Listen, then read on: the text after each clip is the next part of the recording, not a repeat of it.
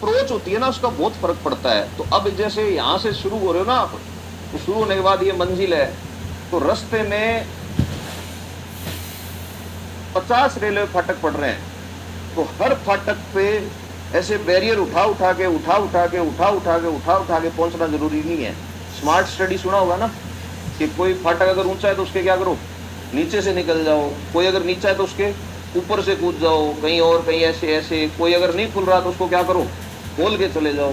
तो वो ऐसे होता है, वो स्मार्ट स्टडी होती है उन चीजों की। ये एक, खैर कहता तो मैं हर बैच में ही हूं, जचे तो मान लेना।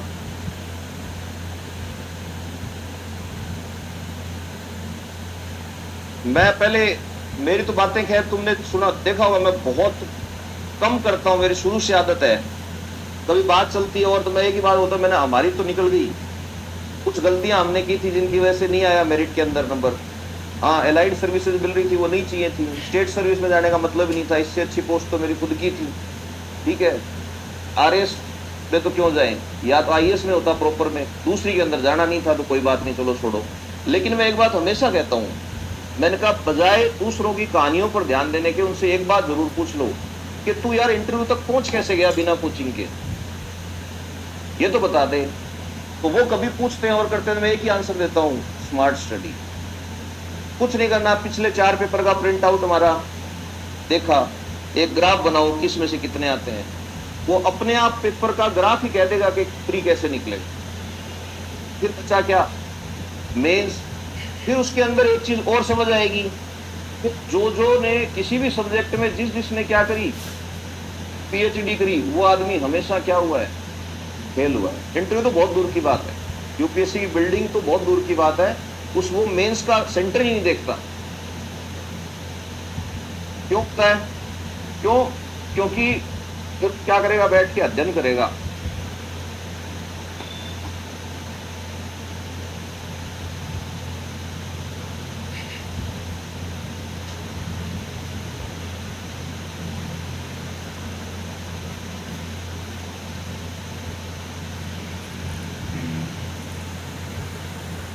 राम इसलिए इमली खाता है क्योंकि इमली खट्टी होती है। अब सुनना, 3 स्टूडेंट आते हैं, ये मेरा अनुभव बता रहा हूं मैं आपको, जब पढ़ाना शुरू किया था तब से नहीं, जब पढ़ना शुरू किया था तब से। पहला स्टूडेंट आएगा, वो आके खड़ा हुआ, वो पहले इसको समझने के लिए ये कहेगा कि भाई पहले तो मेरे को ये सीखना है कि पंगा क्या है इसमें, फिर उसके बाद इसके अंदर कर्ता कौन है, फिर उपमा कौन सी है, फिर वो कहेगा इसमें अलंकार कौन सा है, और फिर मैं इसमें देखूंगा मात्रा की अशुद्धि क्या है। दूसरा स्टूडेंट आया, आपके प्रश्न पे नजर मारी, उसने कहा साहब मेरे को ये सवाल नहीं आता। तीसरा आया, आकर के देखा, देख के सबसे पहला सवाल उसने पूछा, कितने नंबर का है ये, पहला सवाल ये पूछा, कितने नंबर का है ये, 1 नंबर का। फिर दूसरा सवाल ये पूछेगा, ऐसे कितने आएंगे, तो उसको जवाब मिलेगा 1। फिर तीसरा सवाल उसका सुनना, जो 2 पेज आपने दिए हैं वो पढ़ लूं तो गारंटी है क्या कि वो 1 नंबर आ जाएगा?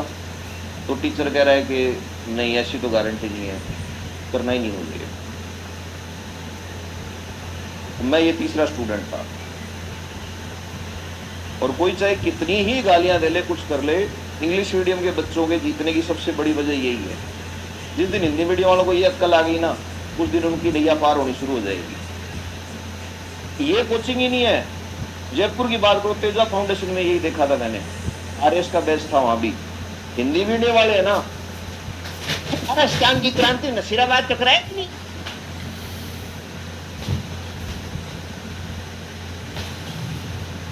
फिर एक छोरी आ रही एक दिन, एक कोटा का नाम कोटिया भील के नाम पर पड़ा, मैंने कोटिया भील के पिताजी का नाम क्या था? ये कड़वा सच बता रहा हूं आप, इन्हें कहते हैं क्या इकट्ठे करना, तथ्य। ऐसे तथ्य जो पूर्णतया और क्या, दोनों शब्द हैं, अंतहीन और अर्थहीन है, अनंत काल है, पढ़ते जाओ पढ़ते जाओ पढ़ते जाओ। तो इसलिए थोड़ा सा क्या करना है आपको कि इस बात का ध्यान रखना है कि अगर अप्रोच आईएएस वाली रखनी है, थोड़ा सा जैसे वैकेंसी आ रही है और आ रही है, तो थोड़ा सा स्मार्ट स्टडी की तरफ फोकस कर लोगे तो ठीक रहोगे, नहीं तो जो चल रहा है वो चलता ही रहेगा। तुम्हारा भी काम बढ़िया चलता रहेगा, कुछ कोचिंग वालों का भी काम इसलिए चलता रहेगा कि वो कहते रहेंगे भी हम हिंदी मीडियम वालों के साथ जो अन्याय हो रहा है उसको क्या करेंगे, हम रोक के दिखाएंगे। और जैसे एक दिन कोई हमारे ही साथ के थे, उन्होंने बोले 100 में से 2 रैंक कौन लाए हैं, हिंदी मीडियम वाले लाए हैं। प्रतिभा माध्यम की मोहताज नहीं होती। मैंने कहा हाँ वास्तव में नहीं होती। तो बोले अब तो आप मानते हो? तो बिल्कुल मानता हूं।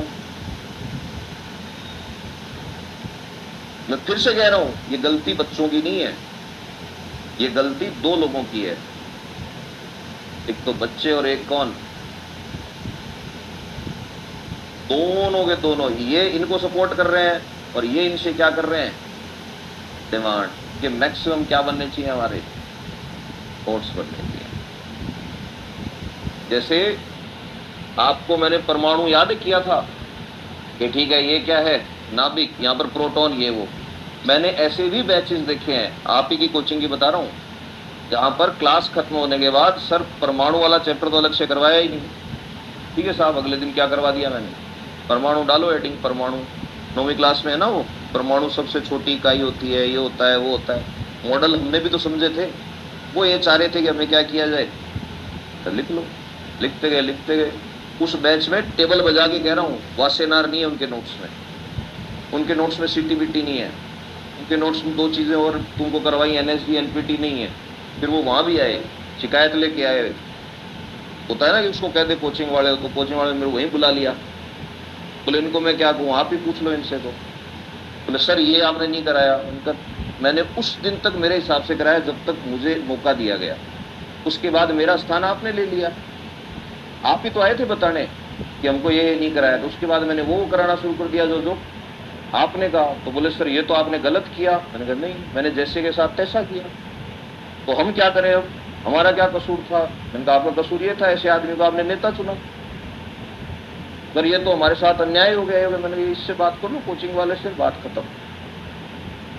मेरे पास एडमिट हुए हो तो चुपचाप जो इंजेक्शन लगा रहा हूं वो क्या करो, लगवा लो।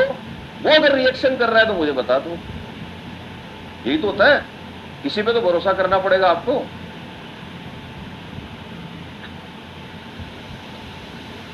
अब सुनो,